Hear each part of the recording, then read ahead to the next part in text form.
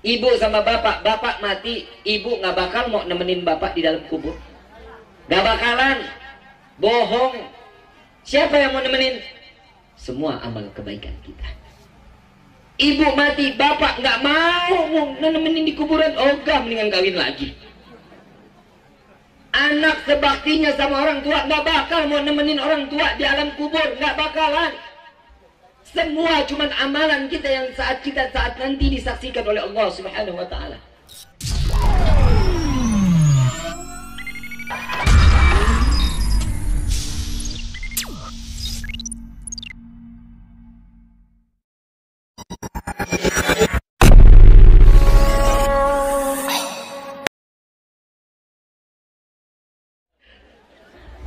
Ibu, Bu, ini saya kenapa sih ngomongin perempuan? Neraka paling banyak perempuan. Betul apa enggak? Laki mah dikit. Betul. Perempuan banyak. Ada yang orang pengen perempuan masuk ke dalam neraka, diikat rambutnya sambil ditarik. Ada, bukan dongeng, ada. Maka dari itu, kalau ada acara pemakaman, perempuan dilarang ikut sama Nabi. Ikut menyaksikan prosesi pemakaman, perempuan nggak boleh ikut. Kenapa? Nyusahin. Kok nyusahin, Bib? Iya, belum pingsan. Betul apa enggak? Belum begitu pingsan, kalau dia udah ngelihat auratnya kebuka, mayit yang disiksa. Ini hati-hati nih, jangan dikata main-main. Jenazah itu yang kena siksaannya. Ibu cuma pakai kerudung nempel, satu rambut keluar, disiksa tuh jenazah. Jangan, hati-hati, jangan pernah. Lagi lu mau ngapain? Masuk ke liang lahat kagak, ngerepotin dia. Betul apa enggak? Yang kerja laki apa perempuan? Yang kerja laki apa perempuan? Laki-laki, perempuan mah cuma nontonin. Setiap tangisan Dani, air mata yang jatuh ke bumi akan menjadi saksi di yaumil qiyamah. Saat jatuhnya di pemakaman tersebut akan menjadi siksaan jenazah tersebut. Hati-hati, ini ada di kitab yang dikarang oleh Imam Haddad, Abdullah bin Alwi al-Haddad. Jangan main-main dengan acara pemakaman.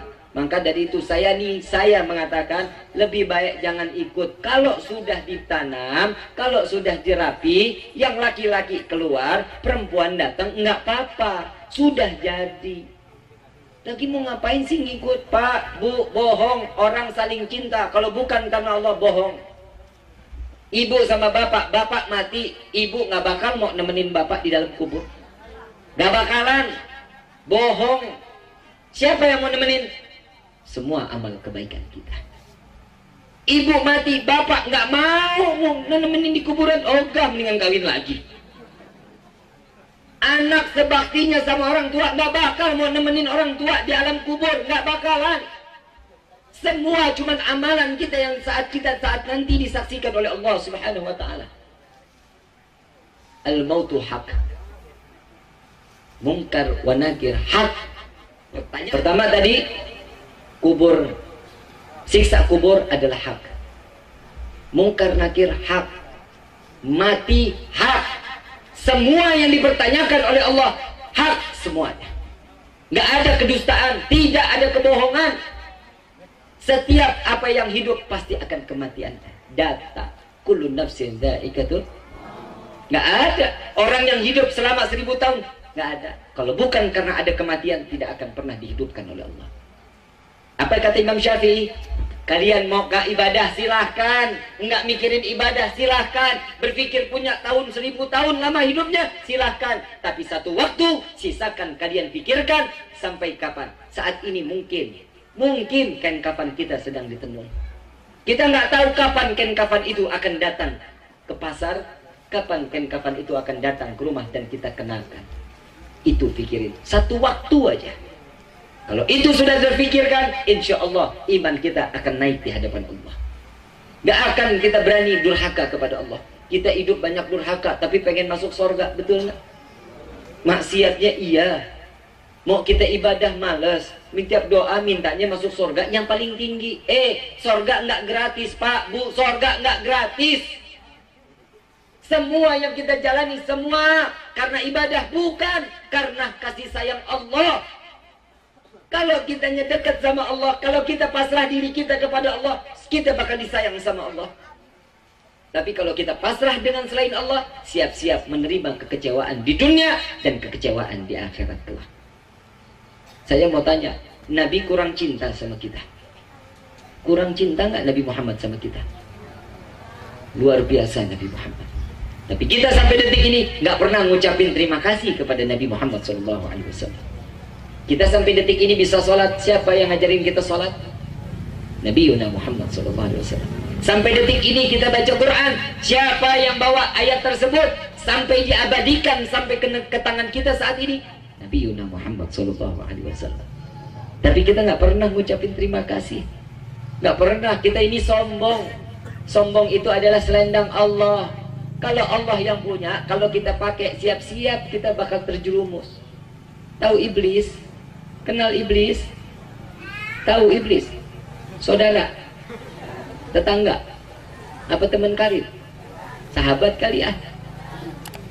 Iblis lebih alim dari kita. Iblis itu pernah masuk surga, tahu isi surga, tahu bagaimana masuk ke dalam surga, ibadah kepada Allah. Karena sombong dimusnahkan oleh Allah. Coba-coba kita sombong di hadapan Allah, binasa kita. Iblis, kalau ada manusia sombong berarti itu manusia iblis. Iblis sholat nggak, ibadah nggak kepada Allah? Ibadah. Tahu nggak ayat kursi? Ayat kursi tahu? Itu passwordnya balik iblis saat masuk ke dalam surga. Pegangan iblis itu dia. Allahu la ilaha illa wal hayyul ila akhir. Dan ila akhirnya ini ditambah oleh Allah saat Isra wal Mi'raj, wala ya'uduhu hifdhuhuma wa huwal aliyyul azim.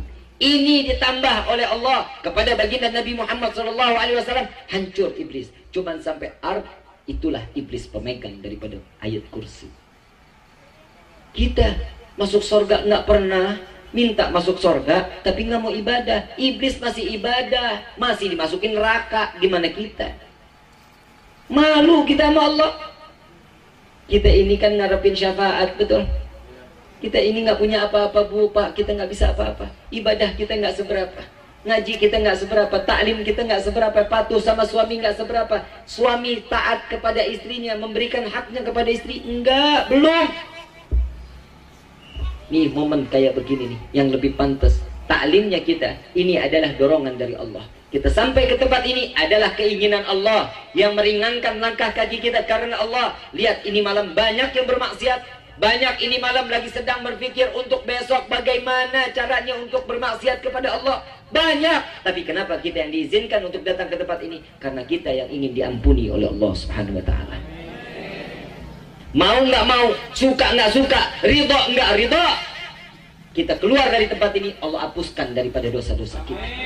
Sesuai dengan hadis Nabi SAW, setiap umatku yang datang ke dalam taman surganya Allah, maka dia keluar akan digugurkan daripada dosa-dosanya. Ini Nabi yang bicara. Nabi pernah bohong apa enggak? Kalau kita banyak bohongnya, tapi Nabi tidak pernah berbohong. Nabi itu nggak pernah lebay. Kalau kita lebay, tuh betul nggak Teng? Siapa itu yang ngomong? Coba kita bisa bayangin kalau kita ini banyak maunya tapi sedikit keinginannya. Sholatnya enggak, ngaji enggak, mau masuk surga. Tahu Abu Nawas, kenal ya? Sering kita dengar ada cerita tentang Abu Nawas, tahu? Doanya Abu Nawas apa? Ila stulin si a'la walak wala